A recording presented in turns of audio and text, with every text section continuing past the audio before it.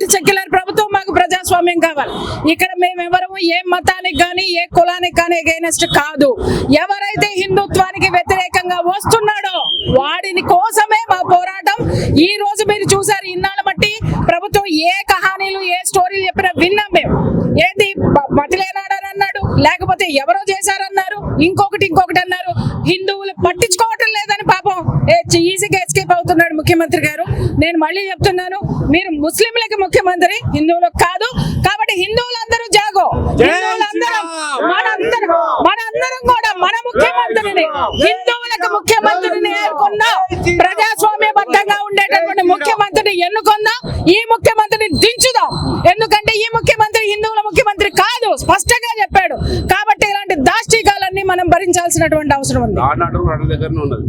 Exactly. Home ministry ముఖ్యమంత్రి చేతిలో కాదండి. కాంగ్రెస్ గవర్నమెంట్ ఈ విధంగా ప్రభుత్వంలో ఉంది అంటే, కాంగ్రెస్ పార్టీ ప్రభుత్వంలో ఉంది అంటేనే హిందువులకి ఇప్పుడు కాదండి, కొన్ని వందల సంవత్సరాల నుంచి అన్యాయం జరుగుతుంది. ఖచ్చితంగా భూస్థాపితం చేయడానికి ఎన్నో ప్రయత్నాలు జరిగినాయి. మీరు కరెక్ట్ గా చూసుకోండి, ఆంధ్రాలో పార్టీని భూస్థాపితం చేసి అవతల పారేశారు.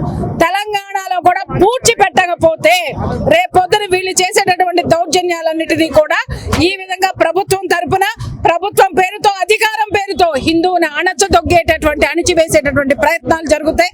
వన్స్ అగైన్ హిందూ బంధువులందరికీ ఎవరైతే రియాక్ట్ అయ్యారో రాత్రి, ఎవరైతే అప్పటి నుంచి ఇప్పటి వరకు పోరాటం చేస్తున్నారో, ఇంత జాగృతి వచ్చినందుకు మనస్ఫూర్తిగా వాళ్ళందరికీ కూడా కృతజ్ఞతలు చెప్పుకున్నాను.